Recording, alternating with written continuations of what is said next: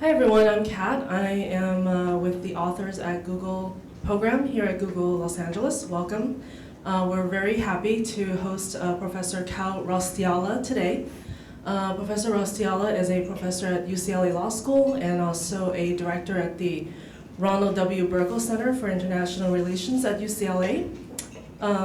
Professor Raustiala is a graduate of Harvard Law School, and he is also a frequent media contributor to publications like the Wall Street Journal, the New Yorker, the New York Times, and the Financial Times. His latest book, written with Christopher Sprigman, is called The Knockoff Economy, and it was published in September 2012 this year. And we're very happy to have him today. He's going to talk a little bit about how copying and imitation actually spurs creativity and innovation. Welcome, Professor. Thank you. Okay, thanks everyone. As Kat just said, this book, which I did write with a co-author who teaches at UVA, is really about copyright, patent, and how they connect to innovation and creativity. So issues that I think would be of interest here at Google. So I'm really glad to have the opportunity to come here. I've never been to this building. I've driven by it a million times, so it's great to be here. Let me start off with a few just basic points about what we try to do in the book, and then I'm going to run through some examples to give you a taste. But the basic gist of the book is that we are interested in how copying affects the incentives to create and how it helps sustain or undermine creativity. So I think, as many of you know, the underlying idea behind our intellectual property system is that copying is bad for creativity. That's the basic concept. Copies usually outcompete originals because they're cheaper than the originals. And so we restrict that form of competition by awarding a copyright or a patent. I'm going to mostly talk about copyright today. But we restrict that competition and give the originator a window of time in which they have a monopoly over that design. So in the case of patent, it's 20 years. In the case of copyright, it sort of depends, but it's much, much longer. So that's the basic gist of our system, and it's been that way since the framers of the Constitution first put in a clause about the need to promote progress in the useful sciences and arts. So that's the underlying kind of concept. So what we're interested in this book is not whether or not that's true. We think that that's generally true, and we're generally supportive of intellectual property. We're not like some people do actually argue for the abolition of copyright and patent. We don't really do that. But we are interested in whether it's truly necessary to have these copyrights and patents in place, these monopoly rights protected by the government, to have those in place to have sustained creativity. When that's true, why it's true, to what degree it's true, some of those sorts of questions. And the way that we come at it in the book is a little bit different than most work that's been done. So a lot of people who look at these issues focus on things like the music industry. This has been a hot issue for a long time, really ever since Napster. And so people have been really interested in, well, what happened to the music industry? And is online downloading a bad thing? Most people say yes, some people say it's a good thing, et cetera. They debate it by looking at copyright-protected industries, or increasingly the film and television industries. We don't really do that, though we do have an epilogue at the end of the book about music. What we do instead is look at industries that don't have intellectual property protection. And we try to understand what happens in those industries. How do they operate? How do they sustain their innovation? And those industries are somewhat unusual. So I'm going to start off today with one that I think exemplifies sort of the flavor of the book, and that's the fashion industry. So I'm going to guess that a lot of you are not frequent shoppers at Faviana. Maybe you've been to other stores. So Faviana is actually does not even have a brick and mortar store. It's just a website. They sell to other places, and you can directly order dresses. But what's important about Faviana, and you can see from this website, is its whole business model is knocking off. So women typically, one of their big business areas are sort of girls going to a prom. They go to one of these pictures, they say, oh, I saw Angelina Jolie on the red carpet at the Oscars last year wearing this great dress. I want to have that dress. And then they can order it. It's not the same dress. It's going to be significantly cheaper. It might be a few $100s rather than a few $1,000s, or maybe even tens of thousands of dollars for the original. It's not going to look exactly the same. The material might not be exactly the same, but it's a pretty close facsimile. And that's their basic business model. You can see similar sorts of things if you walk into Forever 21. Now, some of you may have done that. So if you go into a Forever 21, you'll see lots of examples of knocked off designs. And I want to pause for a moment just to explain what I mean by a knockoff versus a counterfeit. So if you buy a dress or a pair of sunglasses in a place like Santee Alley downtown or Canal Street in New York, and you see a fake label that says like Prada or maybe Prado or some version like that, that's a counterfeit. So what they're trying to do is say, hey, you think you're buying this Prada handbag or a pair of sunglasses, but you're really not, you're buying something else. That's counterfeit, and that's really dealing with trademark and the brand. What we're talking about here is the actual design. So the look of the dress that Angelina Jolie's wearing in that picture, or Megan Fox, the way it's cut, the design, the shape, etc. Those things are all completely legal to copy. So the counterfeit example is absolutely illegal. The design, however, is completely illegal to copy. And it's been that way in the United States forever. We've never protected fashion designs from copying. So the fashion industry has, for decades, operated without any effective intellectual property protection over its core product, which is the look of the actual, it's not just dresses, obviously, any kind of clothing, accessory, and so forth, without any protection for that. And what's interesting about that is it's a pretty vibrant industry. And I want to just take a moment just to say that knocking off is not limited to companies like Faviana or, for that matter, Forever 21. So this is drawn from Us Weekly a few months ago. And you can find features like this in a lot of these kinds of magazines. So, you know, one actress is wearing the original, one's wearing a copy. The copy's always much cheaper. I shouldn't say always, often much cheaper. It depends. But typically, it is significantly cheaper.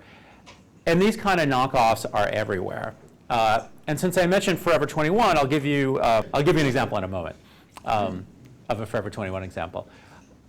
But so you can see these outfits look pretty similar. From a distance, you could not tell the difference. OK, so these copies are quite similar. Now, again, just to step back to where I began, I think you've all seen this warning. And this warning gets at the underlying principles of our system of intellectual property, right? So why is it not only illegal, but in fact a criminal offense to make a copy? Because we think that protecting against copies is such a significant factor in our intellectual property system that we have to police it in that way. So that makes the fashion industry really unusual. Though it's only one chapter in the book, and I'll go through some of the other examples. It's not unique, it's just unusual. So I mentioned Forever 21. So this is an example we talk about in the Knockoff Economy. So the dress on the left, I believe, I can't even tell because they look so much alike, is the original. The one on the right is the Forever 21 version. So the original sold for maybe $400 a few years ago. The copy sold for about $40. Paris Hilton wore the dress on David Letterman, and all of a sudden orders started flooding in to Forever 21. It became a big thing. But again, the designers could do absolutely nothing about it. That's just the way of the industry. OK, so how does fashion work? What makes it work as a system? Why, to make the point clear, why is it that this kind of copying is not destroying the incentive to create in the fashion industry in the way that our intellectual property system supposes? And I'll give you two basic answers. There's a much longer version of this, obviously, in the book, but two basic things to think about. The first is that fashion has some special qualities that are grounded in the fact that it is something that's expressive and public and has a status component to it. Now, you know, a lot of us don't pay attention to fashion. We don't really care about it. That's sort of one end of the spectrum. There's a middle group of people who do care a little bit, and then there's a small group of people who care a lot, right? So people divide up in those ways. For people who really care about fashion, this status expressive component is really significant for the following reason. So we've known for really centuries that things come into style and they go out of style. So Shakespeare talked about the fashion wearing out more apparel than the man in Much Ado About Nothing. And what Shakespeare was getting at was the idea that you don't typically wear your clothes until they're destroyed. You wear them until you're kind of sick of them, or until somebody tells you you really got to get rid of that thing. And you get something new, or you just feel like it's time. So that's how most of us change our clothes for the most part, especially in a place like the United States. It's not because we're wearing them out, it's because there's something new out there, some new style out there. So things come into style, they go out of style. That's the fashion cycle. That's been long recognized. What's important, and I think relatively unrecognized, is what we emphasize in our book, is that the freedom to copy that flows from the fact that our copyright law does not address fashion means that that fashion cycle can turn even faster. And the reason that it turns even faster is that once a dress like this comes into style and Forever 21 copies it, now the original might have sold a few hundred, maybe even 1,000, maybe a couple of thousand copies. That's it. But the copy sold tens of thousands, maybe hundreds of thousands of versions. So it spreads out into the marketplace very quickly. And so now the people who spent $400 on the original start to see, maybe the girl down the street wearing the $40 version, and they're kind of annoyed about that, and they're annoyed that it's everywhere. And we spoke to the designers of this original dress, and they were peeved, and they talked about customers coming in and complaining that they had chosen it for some event or a bridesmaid's dress or whatever it might be, and now the specialness had been destroyed by the copy. So what effect does that have? Well, it drives people to go and say, well, I want something new, I want something different, I'm not going to keep wearing this dress anymore. So in other words, it makes that fashion cycle turn faster. And so designers then have to offer something faster. So in fashion, unlike technology, the new thing is not better in any way, it's just different, right? Clothing doesn't improve in any meaningful way. Sometimes people come up with a new fabric that repels heat or water or something. That's unusual. Most of it is just sort of changes. And so how you get people to get a new phone is you tell them, hey, this newer phone has a million features that your old phone didn't have, so get rid of your old phone. With clothing, you have to have some other means to induce that desire for consumers to buy. And that's partly driven by the ability to copy. And that relates to a second point, which is trends. So if we think about the fashion industry, it's a trend-driven industry. There are trends, and if you read magazines like Us Weekly or Vogue, again, I'm going to guess a lot of us don't, but if you do, if you look in those, you'll see that there'll be discussions of what's in style this season, what's coming in next season, what was on the runway, et cetera, et cetera. So trends are a major part of fashion. And if you think about a trend is just a series of things that look alike. That's what makes it a trend.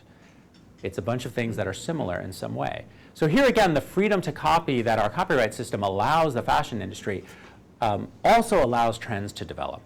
And as those trends develop, they give people something to latch onto if they want to be stylishly dressed. So they can say, okay, the trend this season is X, I'm going to follow X. So it also helps with a kind of information gathering issue for fashion consumers. What is it you buy in a marketplace that offers thousands of choices? Trends help kind of define that. So the bottom line is copying has a paradoxical effect in the fashion industry. It doesn't drive out creativity, it actually promotes it. It acts like this turbocharger, spinning that fashion cycle faster and faster, and leading designers to come up with new designs even faster. So far from destroying innovation, it's promoting it. Now, fashion is not alone in doing that. Here's an example of something I'm guessing a lot of you have eaten at some point or another. Right, so the molten chocolate cake. If you look at the world of cuisine, it's surprisingly similar to the fashion world. The molten chocolate cake, whether the recipe or the cake itself, is unprotected by copyright or patent. So for example, a recipe is, strictly speaking, uncopyrightable. So if you buy a cookbook, the cookbook is copyrightable, and the stuff around the recipe where the chef says, well, I was vacationing in Tuscany and I saw this wonderful, that kind of stuff is all copyrightable, but the actual recipe itself is not. So that's why you can go online to a place like Epicurious or Cooks.com or any of these websites and find tons and tons of examples of recipes, totally legal. Likewise, you can walk into a restaurant and say, I love this dish, and if you're a good chef, you can reverse engineer that dish, figure out what the components are, what the techniques are, and then make it yourself, and maybe even serve it at the restaurant across the street. Totally legal to do. And as a result, things like this get invented and then migrate around. So there's a little bit of dispute over who the true inventor of the molten chocolate cake is. But many people would place it in a restaurant on the Upper East Side of Manhattan in sort of the late 1980s. And now you can find this in Chili's. And you can, in fact, find the Chili's recipe online. You can find it in almost any restaurant today. If you've had miso glazed black cod, I'm guessing some people have eaten that dish, right? Somebody invented that somewhere in Japan. And it spreads out, and there are example after example like that. So nothing stops the copying of cuisine. Does it mean that copying has driven out creativity in cuisine? No, I think actually the opposite. I think today we live in probably the most creative time ever for cuisine. And there's incredibly inventive cooking going on. So there's some very basic and delicious and excellent cooking going on. If any of you have been to Bazaar on La Cienega, you know what I'm talking about, right? So people are coming up with extremely creative dishes using new techniques in some cases. And just as a footnote, some of those techniques can be patented, but most aren't. But the dishes themselves, as long as you can figure out how to do it and you have the right tools, you can recreate them. So just like in the fashion world, the culinary world has not been destroyed by copying. And in fact, if you talk to chefs, and in the book we discuss many examples and also quote from many of the chefs that we interviewed, great chefs here and in New York. And they all, and also we draw on some other studies that looked at places like Paris. If you talk to chefs, they're very divided on this issue. Some of them feel that they're artists, much like fashion designers sometimes feel, they're artists, and their art should be protected the same as music would be protected, the same as poetry is protected, the same as novels are protected, et cetera, paintings.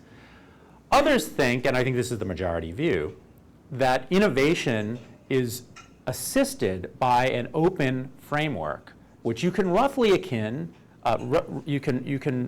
view as roughly akin to a kind of open source model of innovation. So rather than saying, I own this molten chocolate cake and you cannot copy it, or for that matter, produce anything that's substantially similar, which is our legal standard for copyright, do it.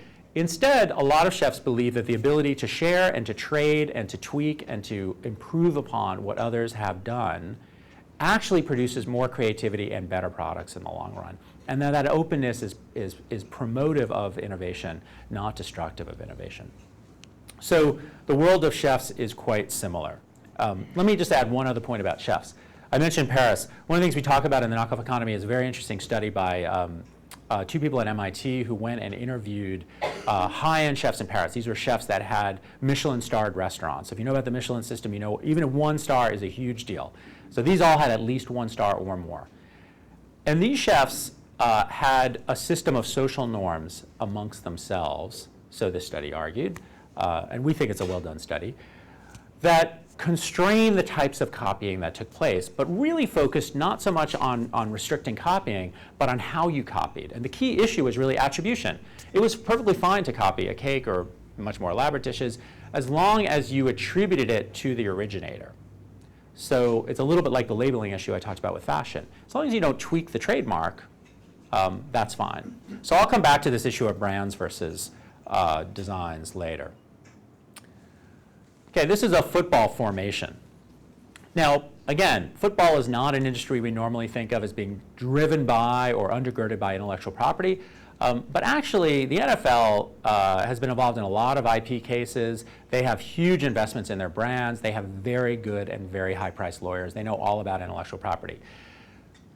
However, what they haven't done is been able to copyright a formation, even though, in theory, there is a category for choreographic works in our copyright statute in the United States.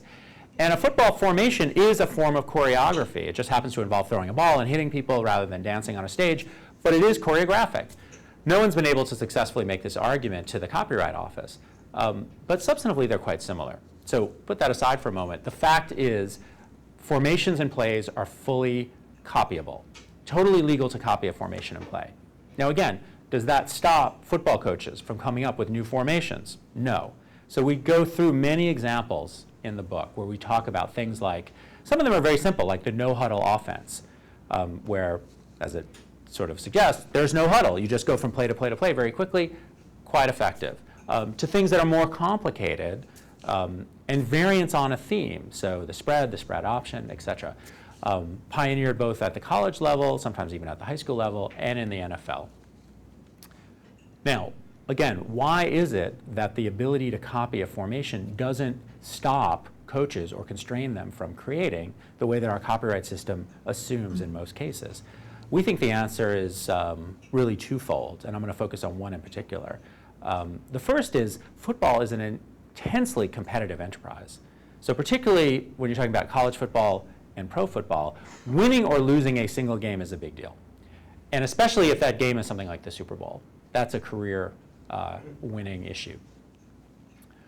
There's also a powerful first mover advantage in football. So if you think about a formation or play, it's easy to say, hey, I see this play, I understand it, I'm going to copy it.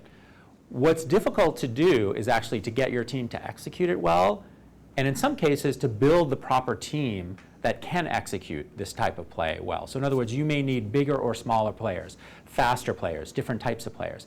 That may take some time to recruit. So that's a marginal issue, but it's not insignificant.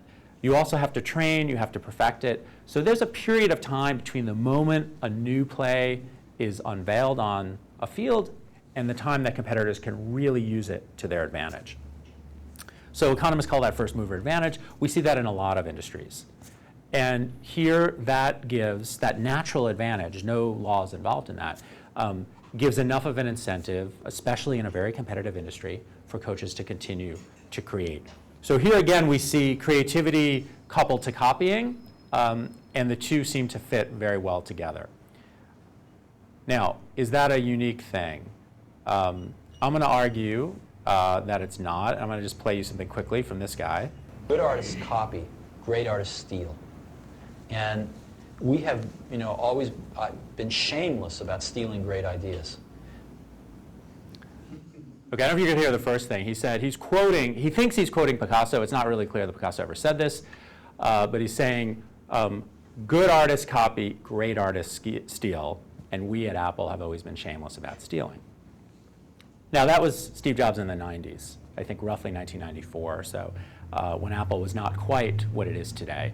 And of course, their attitude, in particular his attitude, about copying underwent quite a transformation as Apple's size and influence grew. I think you all are familiar with that. But let me say a little bit about this issue of stealing and copying in other arenas, and especially in technology. So the examples that we talk about in the book are obviously unusual ones. So food, fashion, et cetera, these are not, these seem quite different from something like inventing the iPad. And they are. But there are some interesting similarities. And I think when you step back a little bit and think about it, one of the things that all of the examples that I've given you so far features is that there's a system, a kind of ecology of innovation in which people can borrow from what others have done and improve upon it by refining it.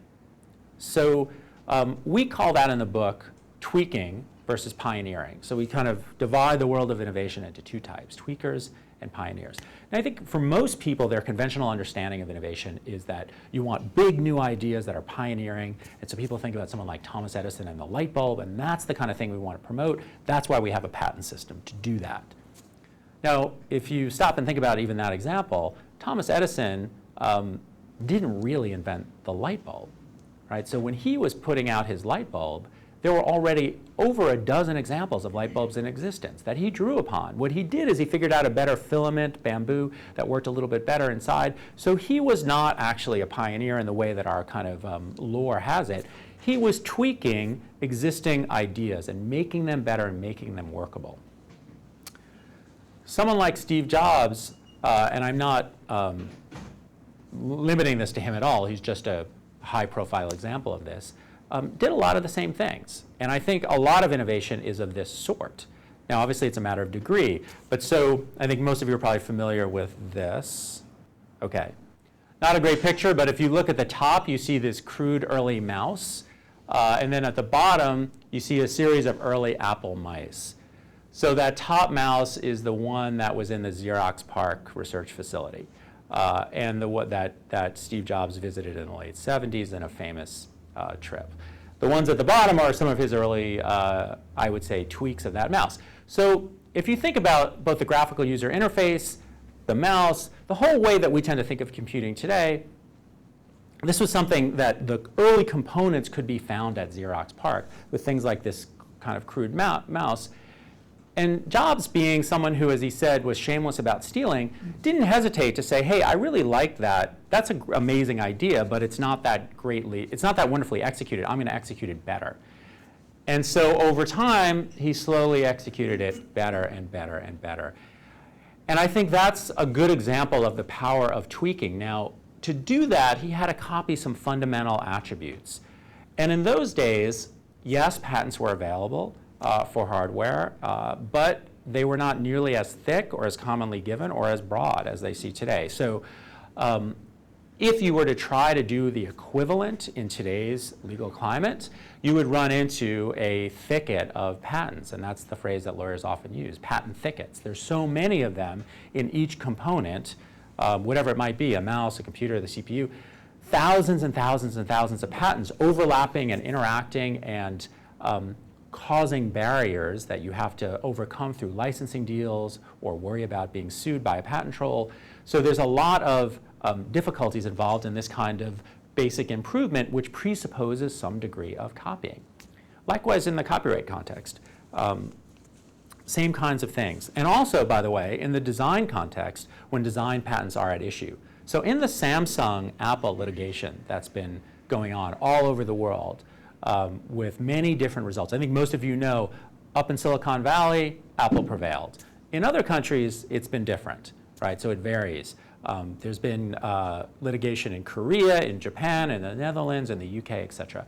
But in those cases, what's at stake are a number of design patents. And a design patent is a very particular type of thing. It is a patent, but it's over a design feature. So the ones that often get talked about are things like pinch to zoom, but also included are the actual shape of the iPad and the iPhone. So I have an iPhone right here. You know, when you look at the shape, is there anything really special about the shape? Well, it's a rectangle. It's got rounded corners. But the rectangle, and this is very similar to the shape of the iPad, the rectangle itself is not an unusual shape for content consumption. So here's another example of a rectangular content device, right? Very basic. I think when Moses brought the tablets down, they were also rectangular. So this is not a new idea. It's a tweak on an existing idea. Let's round the corners a little bit. Let's do a few other things. Let's put this big home button here. But that's it. Nonetheless, Apple is claiming, and in some cases succeeding, on claiming that it has a design patent over that particular shape. I'm exaggerating only slightly, with some certain kind of attributes. And it's been able to uphold at least some of those against Samsung in certain cases. So, you know, I think the big point to take home is that tweaking and the ability to tweak depends in many cases on the ability to copy. So whether we're talking about industries where there's free and legal copying like the fashion industry, or we're talking about things like high technology where there's not free and legal copying, we still want to think about what is the right balance between the ability to copy and therefore to improve, to refine, and the protection that is often needed so that innovators who are putting money up, investing in their innovation, can reap the proper reward. Not a fair reward, but the reward that will keep them innovating over time. That is the critical issue. So just to give you an example, I was in Shanghai a couple of weeks ago. Now, if you take a close look, you may notice that is not a picture of an apple on the back of that phone. It's the peach. So I think as some of you know, in China today, there's a vibrant, what's called the Shanzai culture of copying, in which a lot of copying is taking place. Now, this is a major issue for American companies, and there's a lot of attention to it. Since I'm at Google, I'll throw out one anecdote. We tried to get on Facebook in our hotel in Shanghai, and just weren't really thinking, a little jet lag, tried to get on Facebook, not working. After the second time, a little message popped up on the Google page saying, in our experience, if you continue to try to reach Facebook, your access to the internet will be shut down. And we stopped right after that. And that was in a Western hotel. So thank you, Google, for letting us know.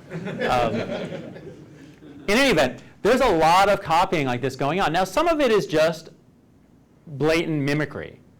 But in some cases, there's some interesting innovation. So for example, the dual SIM card cell phone. So you have two SIM cards inside, and that way you can have two phone numbers. It can work in two jurisdictions. So this is a big deal in China, where Hong Kong actually is treated administratively quite differently than the rest of China. So in Shenzhen, right over the border, there are all these factories where they're putting these things out. And they are, in some cases, tweaking and improving. So there's a vibrant world of that going on. Now, again, it is a problem to some degree but it's also a solution in a sense, because it's bringing us ideas that hadn't existed before. So I just want to come back to what I said a moment ago. It's about a question of calibration and balance. So we recognize, and we talk about this, I think, pretty forthrightly in the Knockoff Economy, that copying has destructive effects. That's why we have intellectual property laws.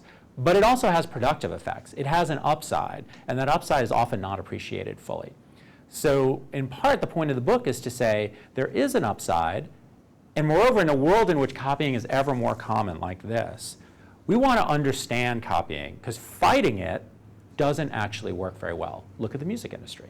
Right? The music industry has been fighting copying through copyright law for over a decade, and it has done very little good for it. And I'll close on this note.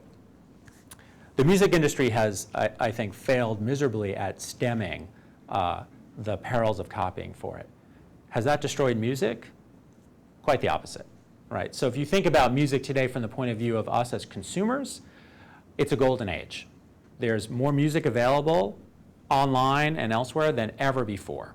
So 20 years ago, you walked into the biggest record store, let's say Tower Records up on Sunset. It didn't have 1/100th of what you could find in a second on Amazon and iTunes and any number of other legal music sites. So from a consumer point of view, there's tons of music, great music, it's all out there, much more accessible, much more easily found.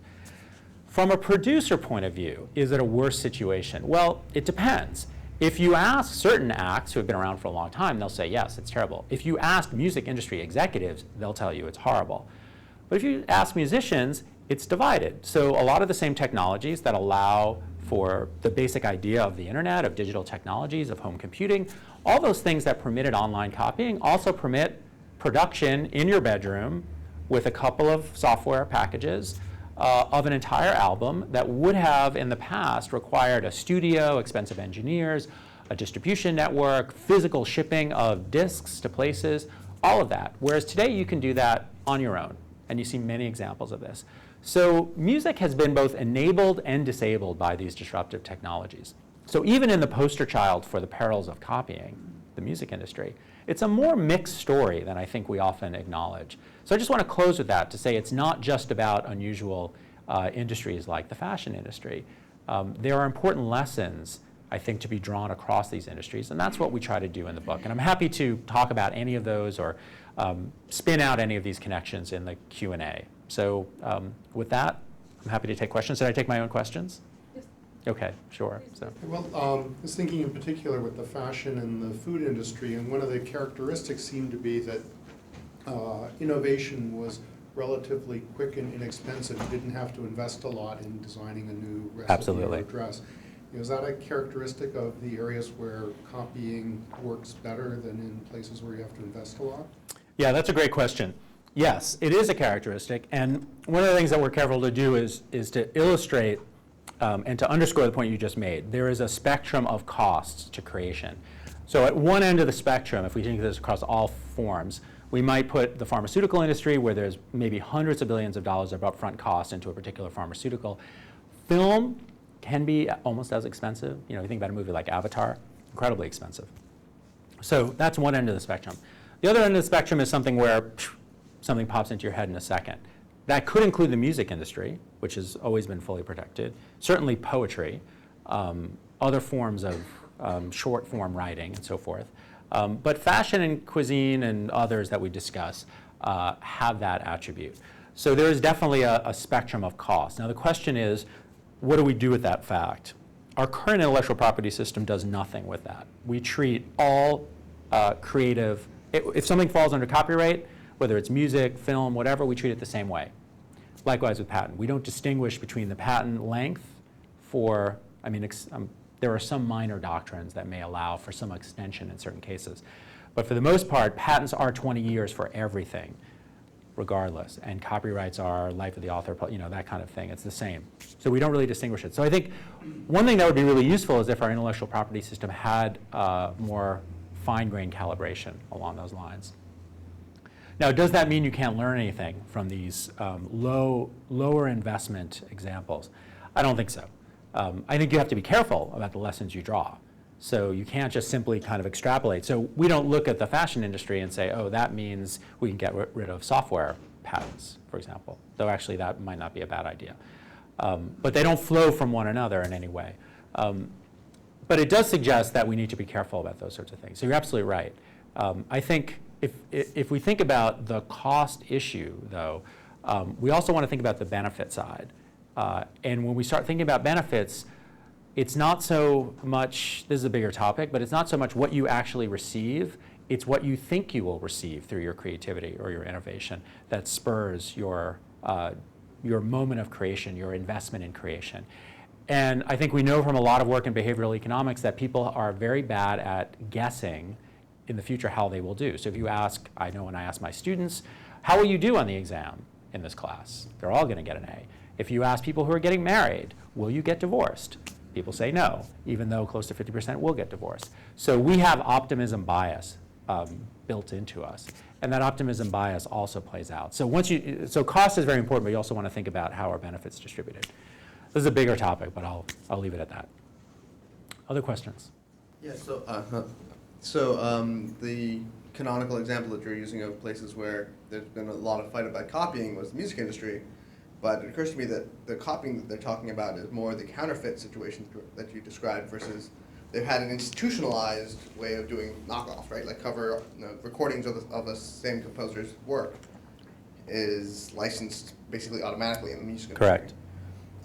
So it's interesting to me that they, that on the one hand they're fighting tooth and nail this one kind of copying, but they're really good at benefiting from this other kind. I was wondering, are there examples of places where an industry was harmed before they took on these kind of copy protections? Or is it mostly in places where the copy protections became part of the business model and then there was some kind of tension? Yeah, that's a really good question. So first of all, on the issue of cover songs, just so everyone understands, so it's completely legal to make a cover version of a song. The story is actually really interesting. We talk about it in the book. It all stems from player pianos and player piano rolls back in the early 20th century. That was the hot technology at the time. And as it was coming out, there was a lot of concern about this company called the Aeolian Company, which maybe was like the Google of its day. It was the dominant company. Everybody was like a little bit worried about how much control they would have.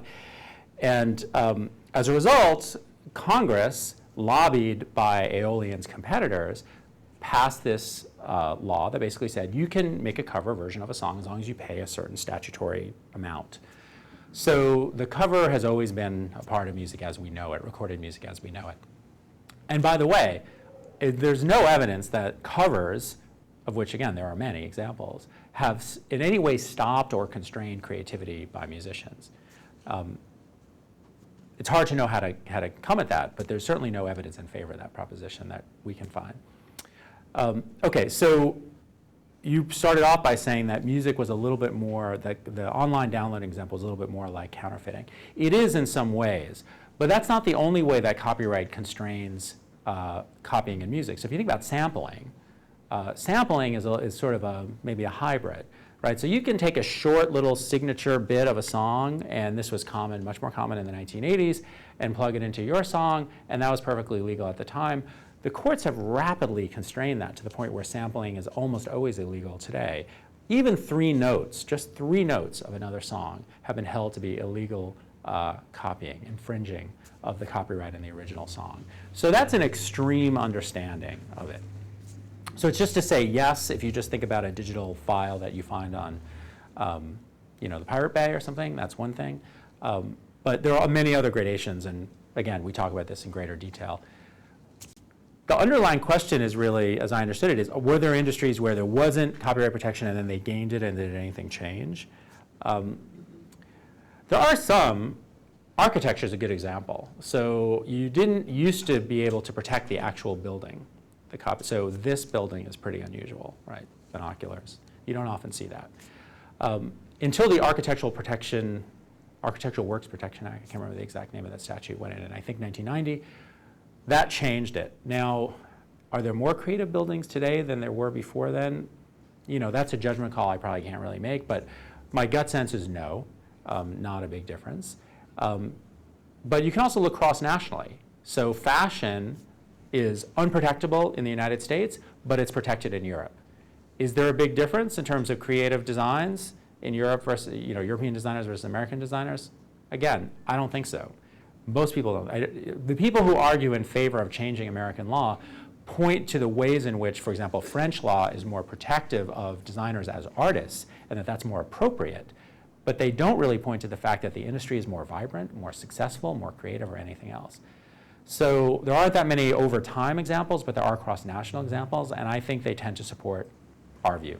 So if the two classic industries you describe as not having much copy protection are cuisine and fashion, if they were in a process of potentially finding out that they were about to come under, so let's say, design patent coverage, which they currently don't have, so suppose they were going to find out they were going to get this, what would be the reaction of the industry, and how would the industry change if that turned out to be successful? Good question. By the way, just to mention the other things we do talk about in the book, fonts, databases. So databases are another one of these cross-national ones where they're unprotected, the content, the layout, organization of the content, unprotected in the United States, protected in Europe. Our database industry is much more vibrant. I mentioned fonts, financial innovations, and stand-up comedy. So those are some of the other ones we look at. But you're right, these are some core examples. The best one is really fashion, because fashion, that's actually a live issue right now. Not for design patent, but for copyright. So there is currently a bill introduced most recently by Senator Schumer of New York to amend the copyright statute to create a 3-year kind of quasi-copyright. So it'd be very short and very specific, but it would allow for protection of, some of these dresses, something like that. It would allow for protection of the design, overall design of that dress, against something that was sort of quite similar. So in other words, this kind of knocking off would be illegal, this kind of exact knocking off. Congress has considered this several times. And in fact, if you go back to the Depression, you can find examples of discussions about the perils of copying. So we quote this in the book. Very interesting story in Time magazine from the 1930s called Dress Wars, which was all about the New York garment industry and the fact that copying was happening so rapidly. Within 24 hours, somebody would copy a design from one house to another house, and how terrible that was. At the time, there was something called the Fashion Originators Guild, which was what today we would consider to be a kind of cartel of designers and retailers. And that policed copying within its membership. Ultimately, the Supreme Court said that's an illegal restraint of trade. It violates the antitrust laws. It was overturned, 1941. When it gets overturned, it's the middle of World War II, people aren't that focused on fashion. By the end of the war, the leaders, the original head of the guild, and the leaders of the fashion industry in New York are agitating before Congress to say, we need a Fashion Protection Act, a copyright amendment, or else we're going to lose hundreds of thousands of jobs and we're going to be destroyed. And they've been saying that ever since. And again, it's continued to be, in many ways, a very vibrant industry. Now, it's not to say they won't get it this time. So first of all, the industry itself is split. So if you talk to people here in California, which is the biggest center of garment manufacturing in the United States, the California Fashion Association is totally opposed to this bill. The New York equivalent is in favor, and is in fact the motive force behind it. So there's a division amongst the industry about it. If it were to pass, I think that a lot of bad things would occur. I don't think it'd be terrible, but I think there'd be some bad things. I think the main bad thing would be you would have litigation over these kinds of cases, which would be costly. You would have to have a kind of pre-clearance if you were a designer, and a lot of these are small mom and pop kind of operations. You'd have to have lawyers around, or lawyers on contract, to come and say, well, would this be violative of, you can find some differences if you look closely. These are not great images, but there are some differences. Would this be violative of that? And you'd have to be consulted on it. And then what happens if you weren't sure? And you'd start to get the kind of clearance culture that you see today in the film industry in this town, where people are very worried about, in a documentary, let's say, oh, if the TV's on in the background, we got to get licensed because they're playing The Simpsons or something like that. Where there's a work of art or whatever hanging on the wall. So I think it would lead to, it would be a boon for lawyers, but I think it would be costly for the industry, and I think ultimately it would lead to a less vibrant and more creative industry. And the reason that I think that is not that it's so terrible in Europe, because it's not, but Europe is a very different legal climate. There are many fewer lawyers. There are often loser pays provisions. So in other words, if I sue you because I think you're copying me, but you win, now I have to pay all your fees, right? We don't have that in the United States. So that's a constraint on plaintiffs bringing cases. And just in general, we're much more litigious, and there are many other features, I think, that make this more dangerous. So I think the results would ultimately not be, I think that the cure would be worse than the disease. Not that it wouldn't stop certain times. This is kind of an egregious example, and I feel bad for the designers. But I think at the end of the day, as a policy matter, we're better off with this system. So we testified before Congress about this very issue in opposition. And my prediction is it's not going to go anywhere, because it hasn't for 75 years. But someday it might, and I think it would be unfortunate. Anything else? Yes? So one area that I think is kind of interesting with this sort of thing is video games, where for some types, like the web games, often a smaller company will innovate, and then a bigger company will copy, but with better graphics, and sort of lock out the smaller company, like in the case of the Farmville style games. Mm-hmm. Then there's other areas like first-person shooters where the smaller companies innovate and succeed based on that, because the bigger companies are fighting over best graphics or best story or things that are peripheral to the actual game. And this sort of exists because rules to a game are one of those things you can't copyright. So I'm curious if there's other industries where whether you're small or big matters to how people's attitudes about copying. Yeah, that's interesting. Video games are one of the things we wanted to look at, and we just kind of ran out of time. I think it's a really interesting area for it. I do think smallness and bigness does matter. So if you look at, I just mentioned how New York versus California in terms of apparel, for the most part, the big names, the names that you see advertised, let's say in Vogue magazine, are concentrated in New York. The LA apparel industry is different, right? We tend to focus here on things like jeans, right? Virtually all denim products are made here in LA County. Sportswear, surfwear, obviously. A lot of casual clothing, often with labels that are not that well known or not that big. So you could argue that that's an example where there's a small, big kind of issue. Now that said, the arguments that are often given in Congress for apparel protection are that small designers are hurt by the current system and would be better off if they were protected, because they get swallowed by the big guy who says, Forever 21, it was Foley and Carina were the designers for this dress. Small designers with a store in New York and one in LA, not a big operation, a few $1 million a year, versus Forever 21, which is a monster. So that's often the way it's seen. But I don't know that that's really true, because again, I think big companies have big lawyers, and big lawyers know how to write letters that intimidate others, and so I'm not sure that that's actually how it would work. In the culinary context, it's similar. The people who really care about patent and copyright in cuisine are not the chefs at great restaurants. It's the people who own big food companies that sell things like frozen foods. So someone who kind of crossed over would be like Wolfgang Puck. So he started off with restaurants like the one down the street, but then he now has a gigantic empire. And those people tend to start to care more because they have bigger investments. So I think there is a divide, but I think it's sort of industry by industry. It is an interesting issue. And then it's an interesting question, do we always want to protect small businesses versus big ones? And if so, why? That's, I think, that's across the board. I don't think that there's an obvious answer to that. Yes? So it seems like there's a couple things that I've noticed that maybe are kind of color the copying or aren't exactly just sort of the act of copying that affect the situation. Maybe in fashion, it's that the trademark sometimes is the product. With football and the small chefs, there's a big execution component to it. And maybe that's absolutely the small chefs and the big food industries. Are there other things like that in other industries that affect the copying? Yeah. The trade-offs?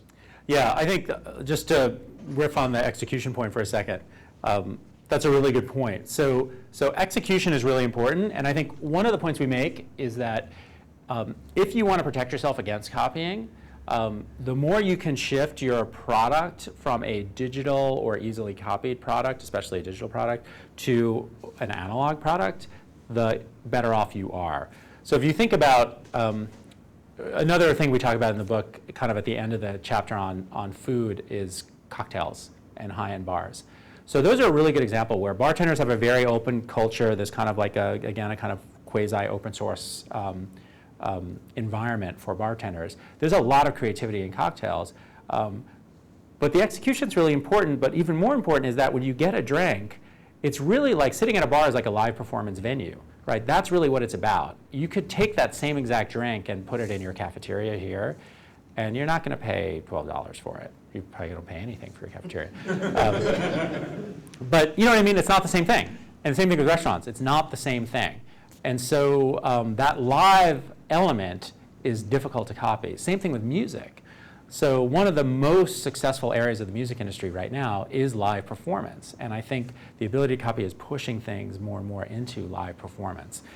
And so that has advantages if you're concerned about ease of copying in a world where bandwidth is increasing and you're just going to be able to kind of, yes, you can record live concerts, but it's not the same thing as being there. So experiential factors become increasingly significant. And that can play a role for a lot of industries. So even the movie industry, you know, it's under siege by the ability to stream at home, and obviously, you know, you could, all the torrent sites make it really easy.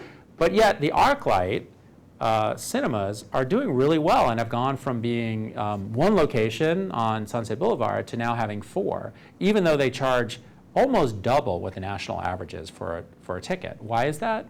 I'm sure a lot of you have gone to the ArcLight. It's because you go, it's kind of special. Like the seats are great, the viewing is great, you get a drink.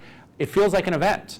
It's not just a consumption of a digital product, it's a live performance, even though it's not really a live performance. So, so all of those things, I think, make those industries more successful. So the more you can shift in that direction towards something where it's live and execution-oriented and personalized, the better. That doesn't work for everything, but it does work for, I think, for many industries, if you're creative about it. Well, thank you, everyone. Thank you.